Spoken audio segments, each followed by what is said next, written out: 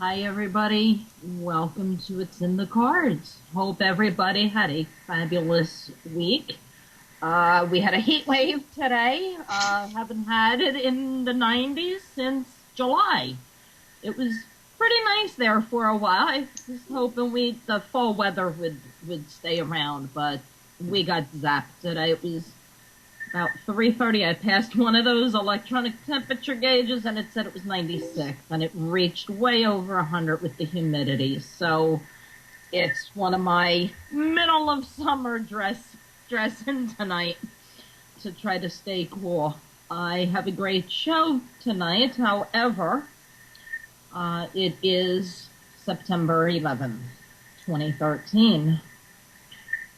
12 years ago, we all know what catastrophe occurred. I'm sure all remember exactly what we were doing when we heard about it or saw it break through on the television events with the news.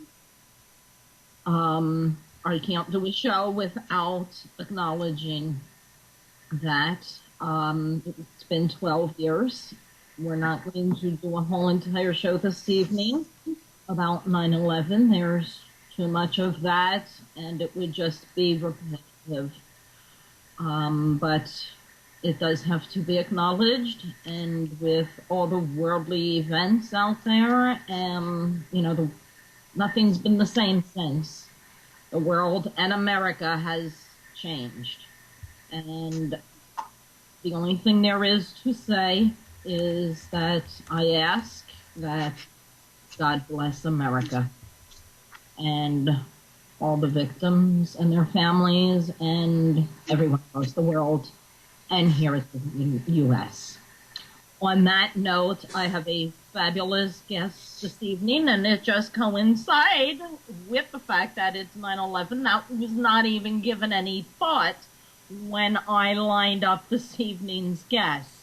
But it kind of fits right in with what he does. I'm going to give you a rundown quick, and this is going to be a fabulous show. We probably will have him back when we are able to squeeze in to his busy schedule. I have Dr. Joseph Schippa Ph.D. on, known as Dr. Joe. He is a school and clinical psychologist, a neuropsychologist, a hypnotherapist, and a life coach. We're going to be talking this evening all about psychology, tarot, and EFT. I have not really had anyone willing to discuss, especially psychology, combined with the tarot on the show, and I have not had anyone at all yet here at Penn discussing EFT. So we're going to discuss all of that, how Dr. Joe got started, how it can incorporate, answer all the questions that we've had on prior shows and conversations that we've had come up as far as, that fine line that you have to watch as a reader, that you don't cross, because we aren't psychologists, most of us anyway, and what can't be done. The fact that it's becoming more and more prominent with the psychologists and their field, but it's still kind of kept in the closet and hush, and not many are willing to talk about it, even if they do work with the tarot and incorporate it. And if they believe in the paranormal and mediumship abilities, that questions come up here on the show as well, about how many people are really walking around, with those voices in their heads and seeing things that nobody else sees, and they're being diagnosed as crazy or schizophrenic, or just, here's a pill, take it, it'll cure you. We're going to be discussing all of that this evening, so I want to bring Dr. Joe on. Thank you so much for coming on tonight. Oh, it's my pleasure. Thank you for inviting me. I know we had to make some adjustments to make all this happen. So I'm really glad that we were able to do it. I appreciate you doing that. And I had mentioned, ironically enough, the date being September 11th, because one of the things that you are doing is, and we'll discuss it later on in the show, but you're using your EFT and tapping and the things that you do for the tragedy that occurred in Sandy Hook. That's correct. And, I wanted to mention something. You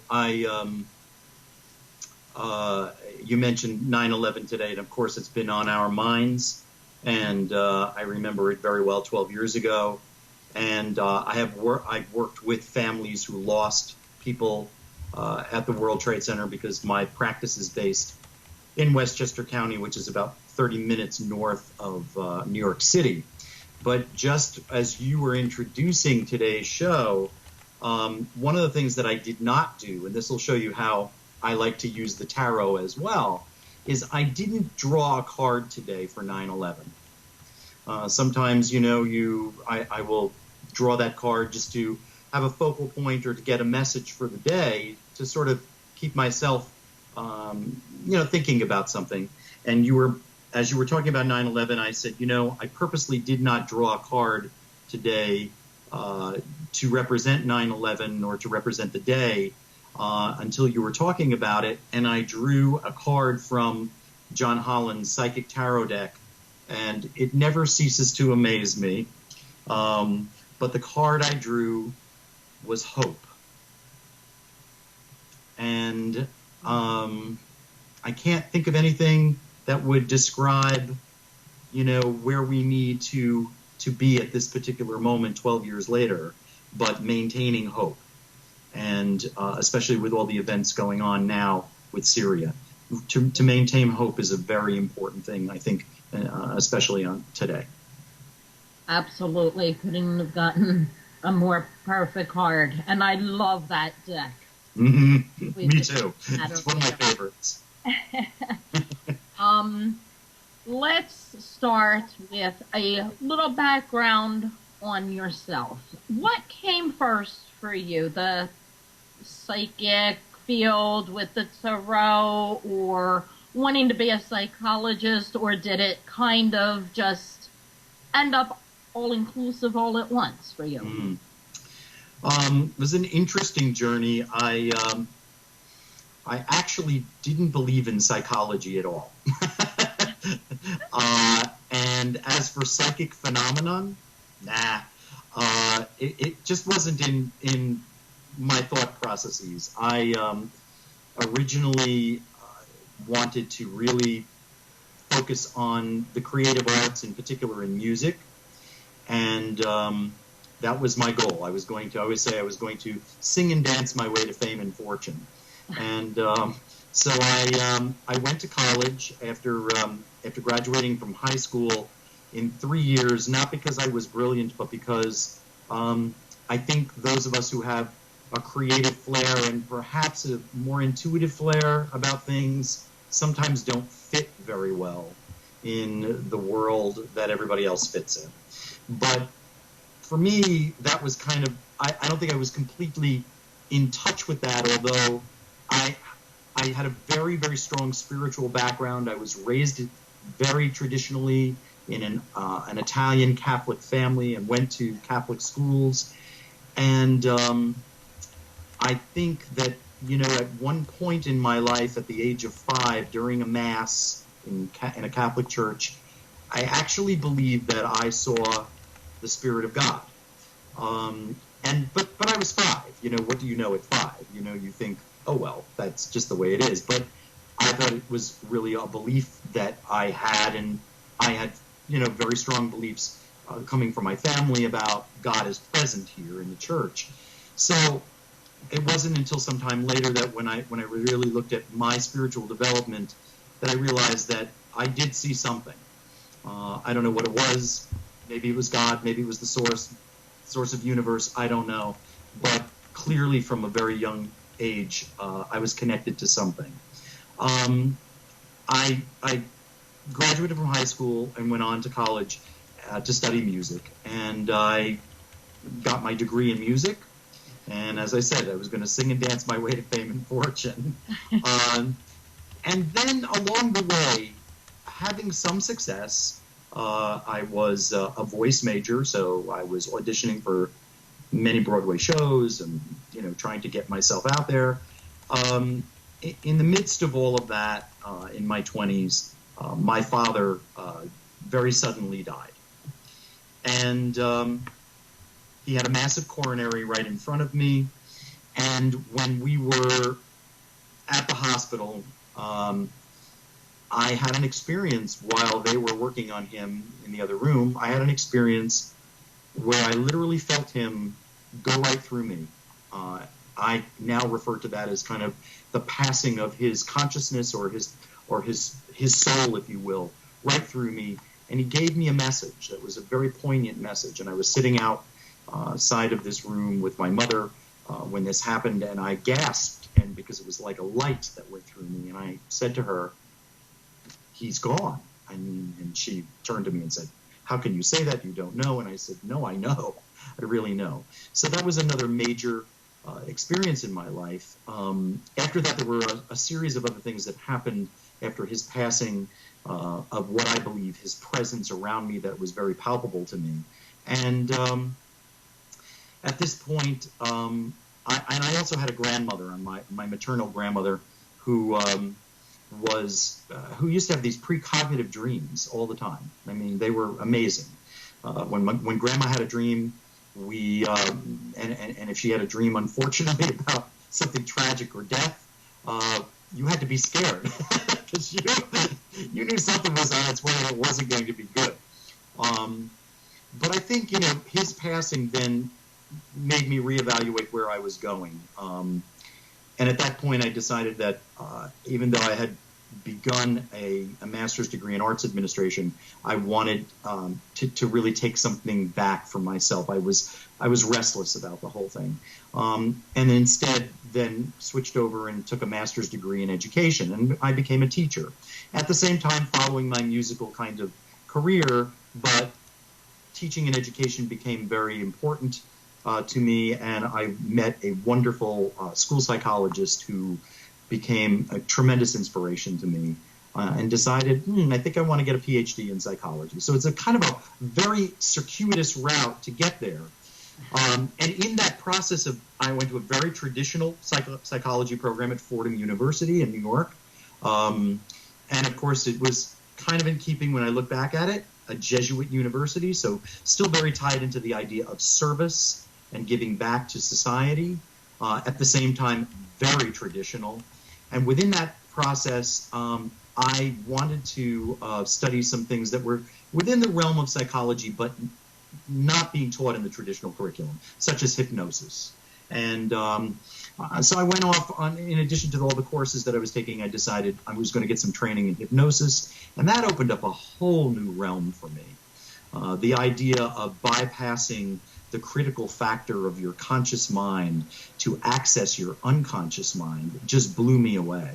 And what I began to experience while in my training, both as a subject of hypnosis and hypnotic induction, as well as becoming a person who then was hypnotizing others, was really quite remarkable. And then that kind of moved me into more of the spiritual realm and more of the ideas behind something bigger than ourselves right here. I'm trained as a scientist, as well as an artist and a clinician, but this kind of took me over.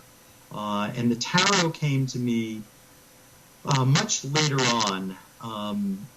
I literally there was a posting in town of tarot classes that they were giving at a local organization. And I signed up, and I just said, gee, it's always kind of intrigued me, because in traditional psychological assessment, you do something called projective techniques, which are things like the Rorschach ink blots and the thematic apperception test, which are cards of various scenes that you ask people to reflect upon and to tell a story about. And the Rorschach ink blots, you tell them to look at the block and, of course, give them your impressions. And the idea behind that is that you're really accessing the unconscious mind. So the tarot, to me, was intriguing because in my readings on Carl Jung, I knew that he also used the tarot to represent unconscious processes and the archetypes that he classified people into. And I went to this class, and the wonderful thing about it was that you didn't have to pick up a little book and read the descriptions of the cards. The whole idea behind it was for you to use an intuitive sense of yourself to do these readings. And I was hooked. At that point, I was hooked. I thought, these are great projective tools, as the psychologist in me was saying. At the same time, I was intrigued by just the very same thing that happened tonight when I chose a card for 9/11, and it was hope. I mean, this is that piece, that synchronicity that Jung talks about, that has always really intrigued me about this. And I believe the tarot really is the epitome of that synchronicity in many ways.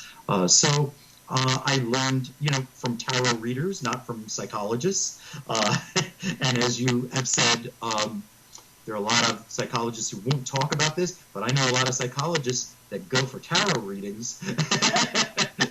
They shall remain nameless, but they're out there. So that's how I came to this. EFT was a later process for me. As I said, I always wanted to learn more tools, so I enrolled in trainings with some of the best people, the originators of things like EMDR, which is eye movement desensitization and reprocessing, with Francine Shapiro when she was first putting that out, and everybody thought it was a little crazy, and it isn't so, and then now they find it's really not so crazy. Right. And EFT was really preceded by Roger Callahan's work. He was a psychologist in thought field therapy. It was called TFT. And I did original training in TFT, which is using these algorithms, these meridians that you're tapping upon, but for different clinical purposes. So if you were depressed, you used one particular kind of algorithm, much like you would use acupuncture. You would use various needles and different meridian points. But it was very confusing. TFT, you had to remember an awful lot of algorithms, and it just sort of didn't take. But it was in my toolbox. Sometime later, I discovered Gary Craig's work. Gary studied with Roger Callahan. He was an engineer trained at Stanford, and Gary converted this TFT into a much more simplified system called EFT, and he termed it emotional freedom techniques. And he came up with a basic algorithm so that you didn't have a different algorithm for different disorders, if you will, but you could use the same one. He offered that on the internet on his site, basically for all the world to use, because he found it was very effective. And he developed these DVDs, which I purchased, and I kind of transferred it into the EFT system. And then what happened after that was, well, I used it in this more distilled form for some time, and then last year at the shooting at Sandy Hook, which is about 45 minutes from my practice in Connecticut, a foundation started by Nick Ortner called the Tapping Solution. Asked for volunteers. I was part of their email network, and Nick lives in Newtown, Connecticut, and he wanted to create a foundation and a group of practitioners who would teach EFT as a self-care technique to those traumatized by the shooting.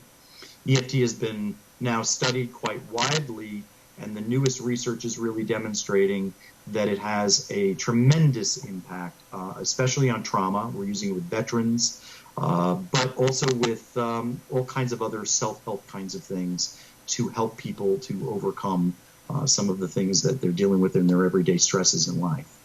So that's kind of the whole the whole thing. I know that's really long. I'm sorry, but No, that's catches you okay. up. It's very interesting hearing how everybody got started, and especially with your case, one thing led into another. There, for a minute, I thought you were going to say, while you were in college studying, one of your roommates or somebody pulled out a tarot deck, and that started the whole thing for you. But yeah, no, and you know what's so interesting about all this is like my belief in all of this stuff, including psychology. Because when I was studying music as an undergraduate, I had to take a psychology class, and I thought, what a waste of time. And I wasn't really hooked on it even when I took it as an undergraduate. I just thought, give me my B and let me get out of here, I was so focused on music. And the same thing with kind of psychic phenomena. And I just kind of I brushed it off. I mean, but it was more, it really was a journey. I mean, there was always something nagging at me. And I knew that in some ways I could fit into the mainstream of things, but often I wasn't thinking very mainstream. And it was those things that got me into trouble often in the traditional kinds of schooling that I was involved in. People would say, why do you ask so many questions? Why do you, why can't you think like everybody else? Because there's more to things. Yeah, there really is much more to things. And which leads to a question for you. Mm-hmm. Because of your psychology and your disbelief, I was going to say beliefs, but your disbeliefs in all of it that you started with, would you say for yourself first that when you use the cards and things, you were using them from an intuitive standpoint or from a scientific, psychological aspect of it? It's a good question. I primarily use them from an intuitive standpoint. At least when I am with someone who I may be using the cards with. For myself, I look at them as if I'm using them for myself, and sometimes I will do a reading for me. I primarily use them to give me guidance, to focus me as a focal point. Now, in terms of the scientific aspect of it, it's a little difficult to kind of use them in a scientific fashion. There is some research, most notably by Art Rosengarten, who's out in California, who's a psychologist who uses the tarot, and he's one of the very few people in the world, maybe the only person in the world, who wrote a dissertation on the use of tarot in psychology. And what was very interesting about Art's work is he really discovered that in the research that he did is that the cards, using the tarot cards, really predicted certain personality characteristics as well as some of the traditional psychological assessment devices. So it was kind of, it kind of gave people a little bit of a little pause to say, whoa, what do we have here? But the reality is that, we've become very data-driven in psychology now, because psychology has always been sort of considered a soft science. And now they're really looking at trying to make it a much harder science. So a lot of the projective techniques that we use, like the Rorschach ink blots and the TAT, they're trying to minimize the use of those more and more, because in favor of more rating scales that can be scored and then statistically analyzed. But the reality is that you never get the richness from those rating scales, and I use them all the time because it's what I do as a psychologist. You don't get the same richness of personality and perception that people have by using the projective techniques like the cards, the Rorschach ink blots, or the TAT cards. So the tarot serves that same kind of purpose. Often you get a richness, a sense of personality. You get a focus when you're using it for people. It gets people to sort of relate to something within the card that may be underneath and underlying the issues that they are really dealing with. And it provides for, in my opinion, often provides for richer discussion and sometimes a more in-depth therapeutic process. More personable. Yes. Or I imagine with like the blot cards, you know, it's just one thing, what they see in it, and that's it. Well, what you do, and I just happen to have them here. There you go. But this is like one of the Rorschach ink blots. It's a pretty typical one that you often see. But when we analyze these as psychologists, we just, you know, somebody might say that they see something as a whole. And we look at it and there's a certain way that we score it if they're just using the whole card versus if they're using just pieces of the card. Which I saw both. When you first put it up, I saw it as a whole. Right. Right. And then what you do is, then what you do is you probe. You ask, well, how do you see that? What gives you that impression? Right. And each detail that's given or each location that's given has a particular type of meaning to our analysis. And then we go through there are a series of these cards, and when we're finished with all of the cards, what you're then doing is then you're analyzing the details of each of the card and then integrating all of that into what then you consider the thought processes of a person are or their personalities. It's a little more involved and a little more scientific, if you will, than what you have with the tarot. But if I use a tarot card like the Voyager deck, which is, you know, Jim Wanless, who I love, and his deck is terrific, but there's a lot of stuff going on in this deck, yeah. You know, in one card. So people, you know, may relate to certain parts of the card, and then we try to integrate that in the same way that I would integrate the Rorschach ink blots into their personality. But this they can relate to more readily, and it's not. I'm not using it in the same way as another psychological assessment tool. One is used for assessment. This is used for me to get to deeper layers of what may be going on and open them up even. Right. If you have somebody that's very shut down and doesn't want to participate. It's, you know, often you get people who are significantly depressed who are almost completely nonverbal. And these are people who may even come to you with, you know, medicated. So they have medication and they're still not able to get in touch with their feelings. Sometimes the tarot allows them to open a door. Right. And to me, that's the way in sometimes. Right. And oftentimes those people who are very nonverbal will like the tarot, you know, to begin their session because they don't know what to focus on, and the tarot gives them a focus, something to relate to, and then they begin. And then they will often take another card and add on to it, just like we do in a reading, just like you do. We have a question in the chat room. Aha! And the question is, how far into the paranormal are your beliefs and research that, like, such as the UFOs, Bigfoot?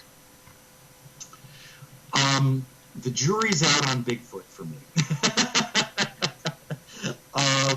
But I don't necessarily believe that we are the only people in this universe, or the only, how should I say, the only creatures, or whatever you want to call it, in this universe. I have a pretty open mind because of some of the things that I have experienced and some of the things that I've witnessed other people experience.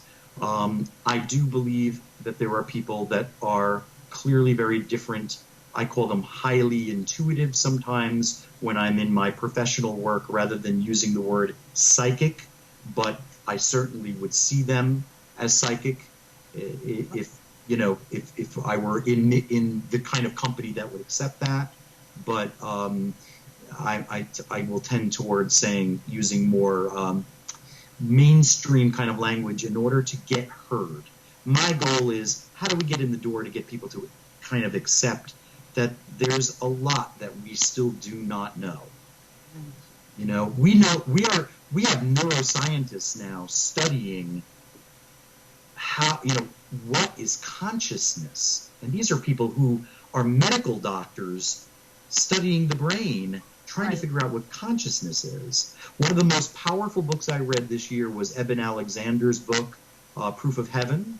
This is a man who had he was a scientist, medical doctor, neuroscientist, who had a near-death experience. And his book is just fascinating, and the way he talks about, and he believed in none of this. And now he has a whole different attitude about what this really is all about.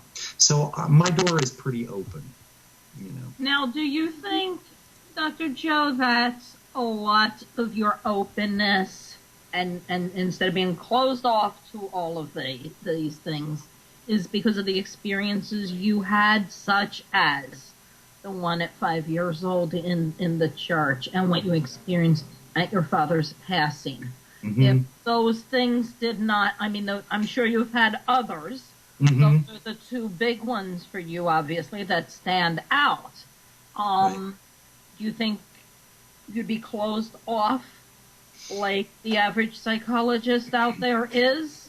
I think that people who have these experiences, and not just necessarily one, but a number of them, their lives are changed, and I do think it opens you to a whole different realm. There will always be people who will deal with hard science. I'm not out to try to convince them of anything. I believe that some people are here to learn different lessons, and maybe in this lifetime they're not going to learn the lesson that there's something more than hard science. That's a whole other thing. I've evolved even in my religious beliefs. Brought up very much Catholic, but I've diverted into lots of different areas, and I kind of consider when people say, "Well, are you still Catholic?" I say, "Well, not really." And they'll say, "Well, what about, are you Christian?" And I say, "Well, I'm a follower of Jesus, but Jesus to me is a Buddha." And then they kind of don't know how to wrap their heads around that. Right. And I just talk about the fact that I believe that people are here as enlightened beings. And there are a number of enlightened beings, and to me, Jesus was an enlightened being, as was the Buddha, and a number of other people. Right. Now we have another question. This is regarding hypnosis. Mm-hmm. And the question is that would you say that one hypnosis could be used in the paranormal, mm-hmm. as far as having a hypnotist out there doing an investigation, mm-hmm. and hypnotizing someone, using it to pull them into this world? People, the most common thing that I've seen in the use of hypnosis in the paranormal, if you want to call it that, is in the area of certainly UFO abduction experiences. Edith Fiore did a lot of work with that. She was a psychologist who used, regressive hypnosis to have people get in touch with what seemed to be, their abduction by aliens. That's a little fringy. I get it. But is it any more fringy than someone saying that they're speaking to the other side? I'm not so sure. The other way that we use that hypnosis is used, and I don't know that this is so much paranormal, but it kind of maybe fits in that, past life regression work. has been used. It's been used a lot in that. Brian Weiss, if you are familiar with him, he's a psychiatrist who wrote Many Lives, Many Masters. It was a fascinating book, bestseller, where he, as a trained psychiatrist, Ivy League educated, was blown away by a spontaneous regression that he was using hypnosis on a patient, and she had a spontaneous regression to a past life, and he did not know what to make of it. And she then contacted these masters who then gave information to him in the session. It changed his entire way of being. So I'm not sure that answers the question, but that's... I think they were talking about, like, the ghost hunting, going out paranormal investigating. I haven't seen anything with that. Not with hypnosis, no. I've not heard anything. Other people may have. I've not heard anything. I've heard, I don't know if you have, being used to release an attachment that somebody may have gotten. Oh, yes. Yes. They call spirit depossession. There was quite a run of depossession therapy a while back, probably back in the 90s. People were doing it, and I've heard of it. I've not ever been involved with it, but I knew other hypnotherapists that were using it, yes. Right. Okay. Well, I did bring you on tonight to talk about EFT, so we do want to get onto that before your time's up. Sure. We'll have you back. We will see when your schedule is able to squeeze back on again. Now, with the EFT, for those that do not know what that is, touched on it briefly in the beginning of the show with the tapping. It always reminded me, and you mentioned it as well, of the, I just went out of my head, the needles. Right, acupuncture. Yes. I had a brain freeze there. That's what it always reminded me of. Now, what I find interesting with the little knowledge that I know, so this is going to lead into questions just from me with what I've heard about it over the last couple of years. And the one thing with it that I found curious, the first thing is to determine if something, what specific thing is affecting someone. So I've heard it done where I'm the patient, so my arm's out. You would direct me not to allow you to push my arm down. Right. And when you'd say trigger points, like maybe mom, dad, cousin, sister, school, different things like that. The one that affects me subconsciously without me realizing it, my arm would go down. Well, that's when you're using kinesiology to test. And we do use that as a way to test how strong an issue might be, or if an issue is cleared or not. But that has changed a great deal in EFT in favor more of the process of the tapping, which seems to clear, and then you test in different ways.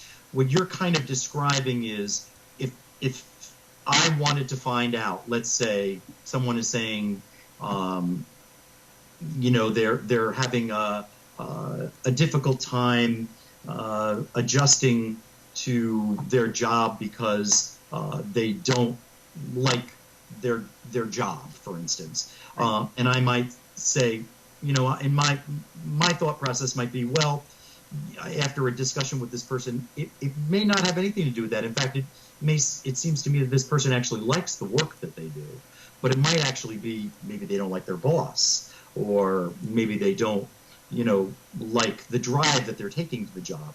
So, but they're not in touch with that experience. They may not, see themselves as they may still be saying, it's really, I just don't like the job. Right. And so I might question them and not be able to get to the root of that.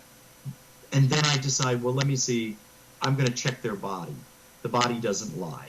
So when you're testing, when you're doing muscle testing this way, I might ask them to put their arm out, and I might say out loud for me, I don't like the job that I do. And then I would tell them to resist, and I would push down. And if it's a truth, you're going to find that they're going to be able to resist it, that it's strong. If it's not true, so let's say, I push down and their arm goes down, it's telling me, the body is saying that the energy in the body is not aligned with that cognition. And so then I might say, say this for me. I really hate my boss. And then I tell them to resist, and I push down, and it's strong. Uh-oh. Your body is telling me, your energy is telling me, and your body is telling me it's really not your job. It's really an issue with your boss.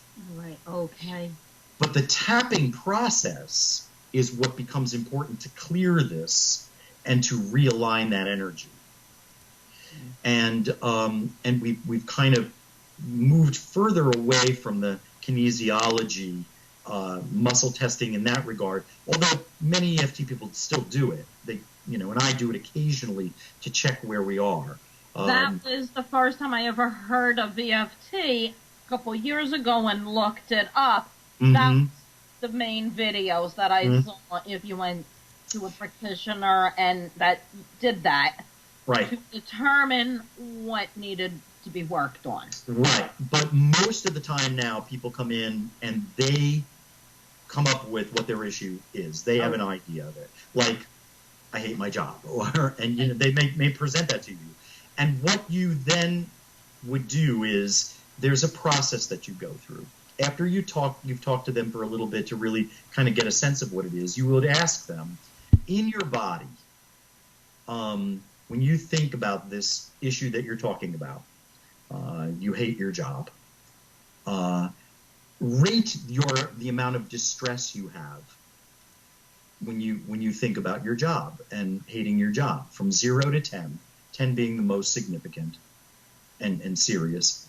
Where is that? And people will give it a rating, and we're very clear about, don't overthink it. What comes to mind? And where do you feel it in your body? And people say, when I think about my job, it's here and it feels tight or whatever, and it's at an 8, let's say.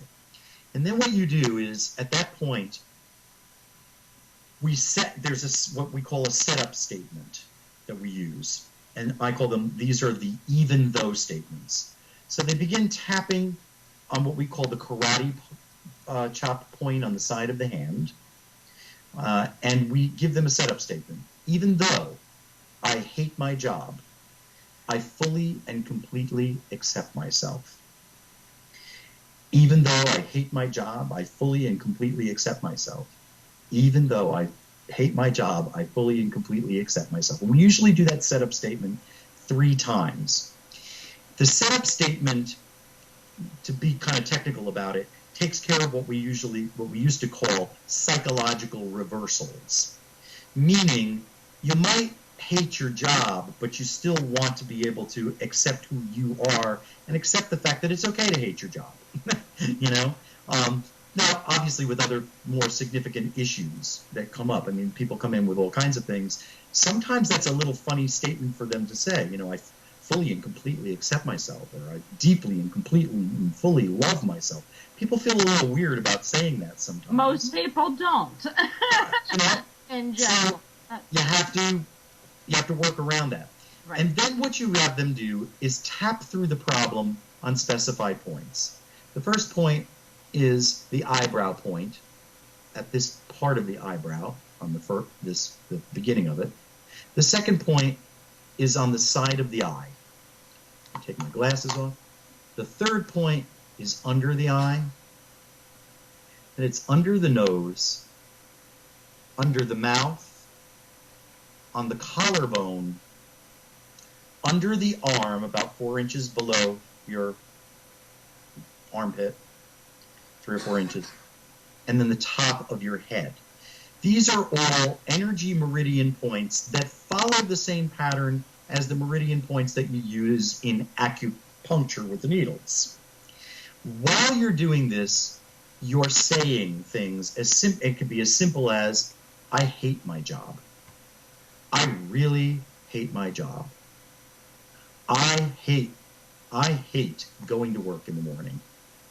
I really wish I didn't have to go to this job. This job is causing me so much stress. This job causes me a stress that I rate at an 8. I really wish I didn't have to go to this job.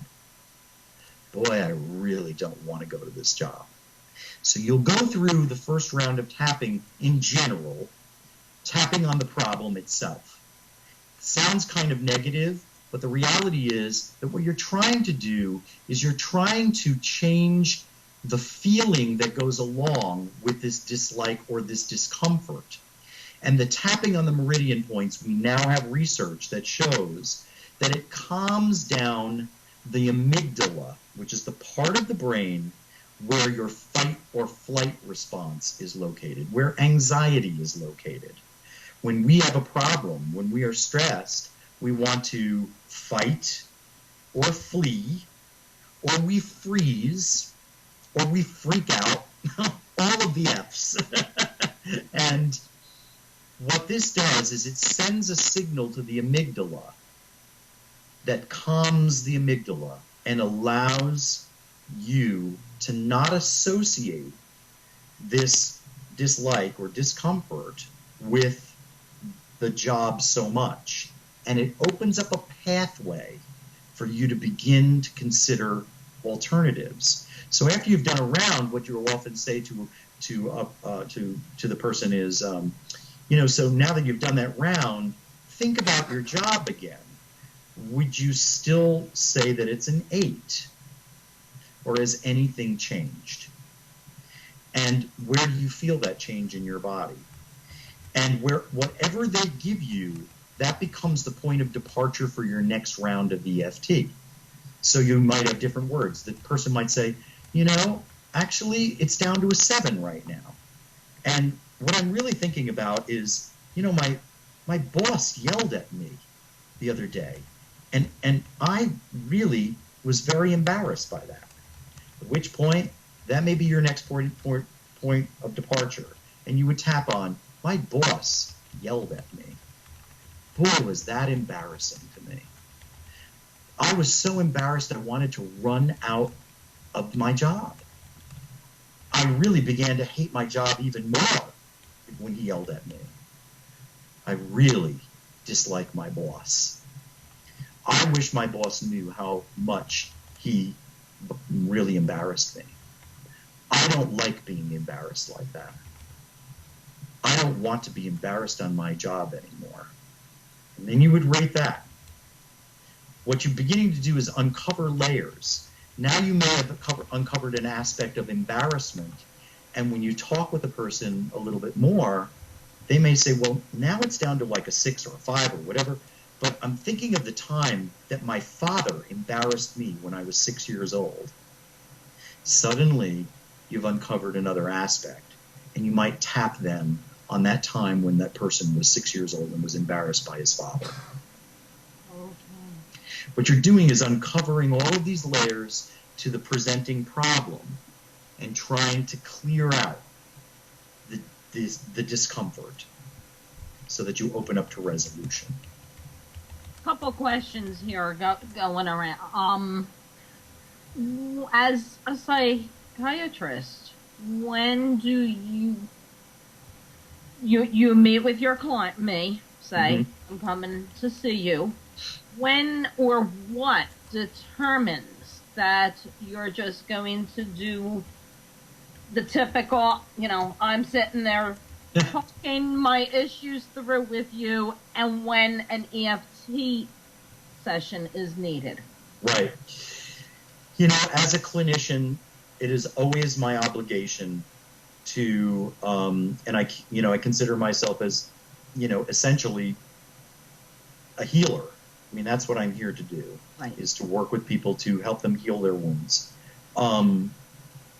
As a clinician, I always have to use clinical judgment and assess what the nature of the issue is. If it seems to be that the issue, and people, let me say this, your clients lead you in these directions. You know, sometimes your clients just need to talk about what's going on. Sometimes they don't need you to say very much. Sometimes they don't want you to say a word for the entire time they're with you. Sometimes they're looking for you to just, demonstrate empathy and validate them. And then there are times when you recognize that a person has certainly enough, and this is key, enough ego strength and enough conviction to say, I really want to attack this particular issue that seems to be stuck in my energy system. They might not say that to me. They might say, oh, it's stuck in my energy system. Most of my people don't say that. But right. They might say, I can't stop thinking about this. And I feel like it's stuck, and I have this knot in my stomach, and I'm miserable, and I'm not sleeping, and at that point I may say to them, people who've been working with me for some time and therapeutically know that this is a tool that I may pull out of my box. I might pull hypnosis out, but and I might say, this sounds like something that we might need to release or try to release through tapping or through EFT. And they will go along with it. New people, I don't jump into EFT unless they know of me using it and they come in specifically because they've heard from somebody else that I use it and they want to see that, they want to use it. So it is a clinical judgment, but often you're led there by good listening and your clinical knowledge that, if I'm dealing with somebody, certainly if I'm dealing with somebody who I believe is really, maybe bordering on psychotically depressed or so completely, has an anxiety disorder that's as big as my office, I may not want to use EFT on them right away. I might want to use other methods of trying to assess that and get that under control and then use EFT as an adjunct to that work. Okay. And we have two questions, actually. Maybe it can be incorporated into one. Why tapping specifically, and how did they determine that tapping would work? It was really Roger Callahan's work. He was the psychologist who was working with people a long time ago, back in the, I'm going to say the 70s. And he had been working with a number of clients who had physical issues that he could not seem, they had been through the entire medical establishment and nothing was relieving their physical ailments.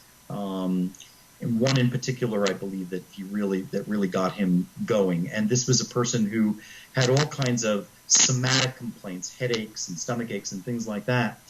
And it occurred to him in his studies of, acupuncture, that, maybe he had nothing to lose by asking a person to tap, because I think essentially the way he kind of looked at it was he was kind of like out of ideas.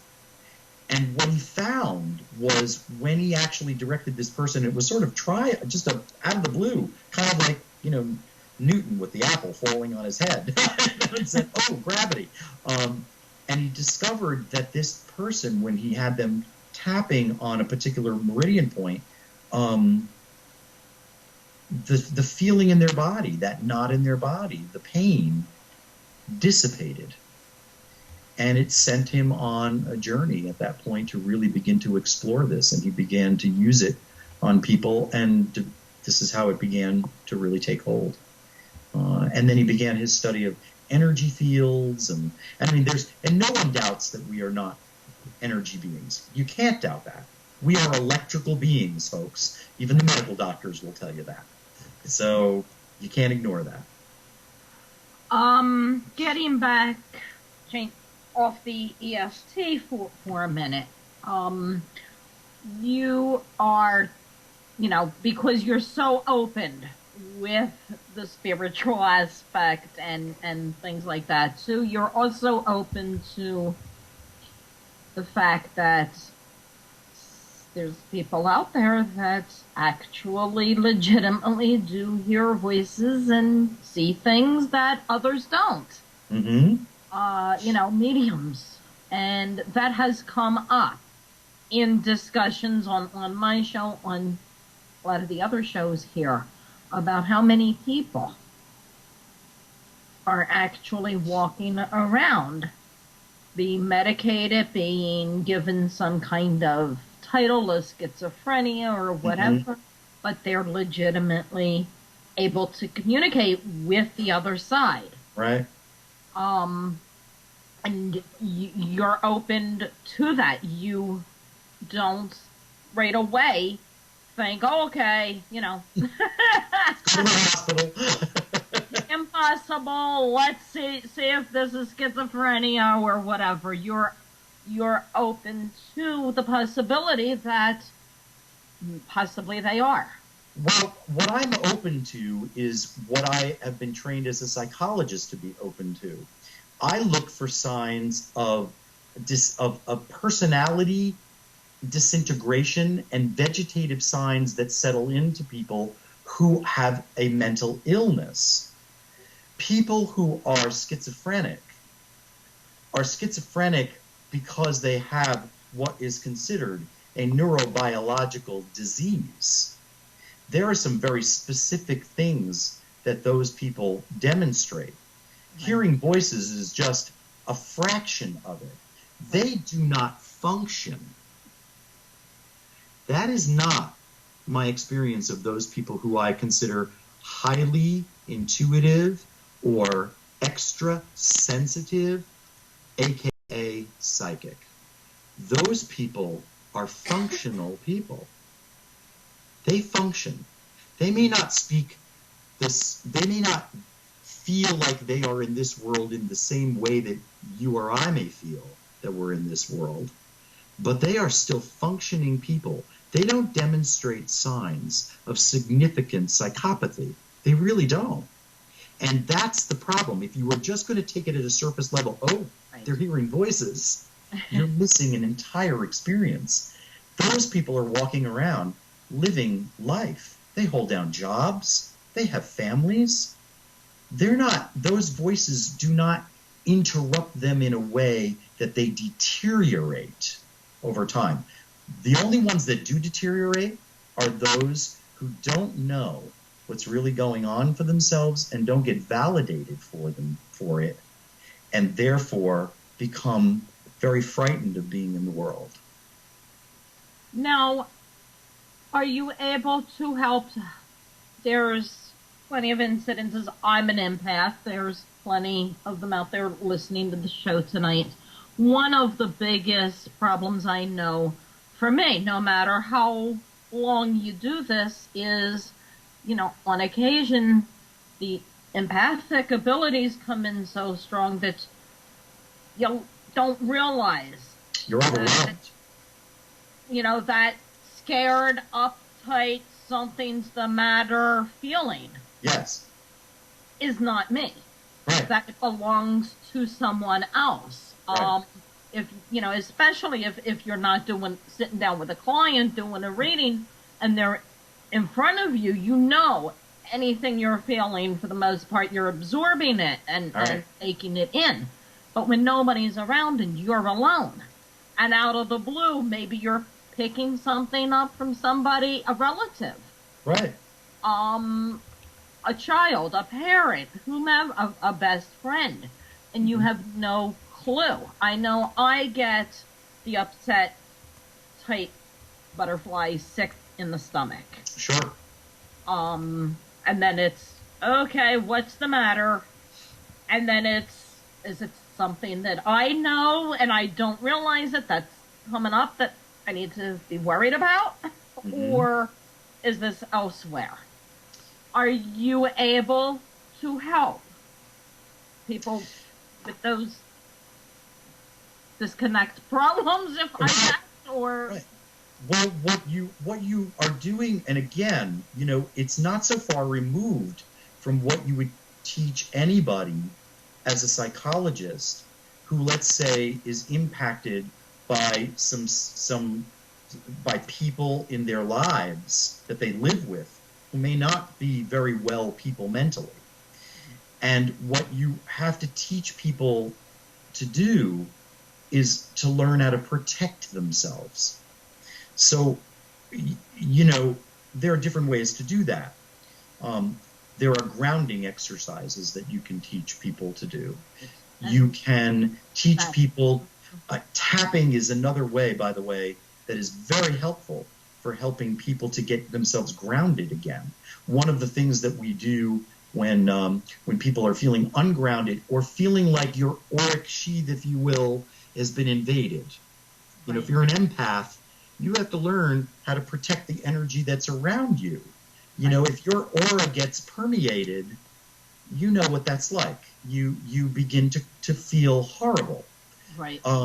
So tapping would work. What we call the soft spot here in your chest. This is a meridian point that you then stimulate, and you allow yourself to get in touch with what is happening for you, and allow yourself to say, I am repairing this energy around me.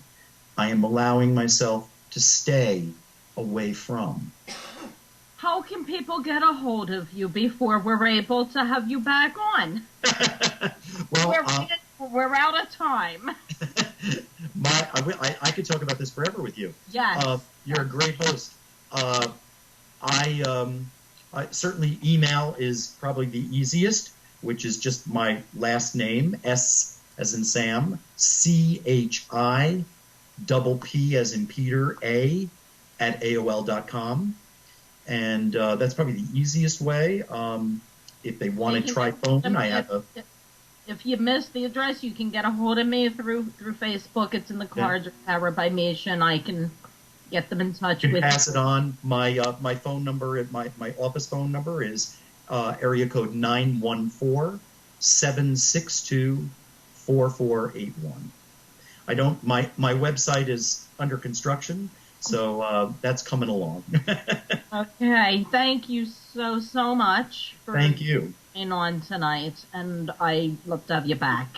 I would love to be back. Everybody out there for joining me, and I will see you next week. Be safe.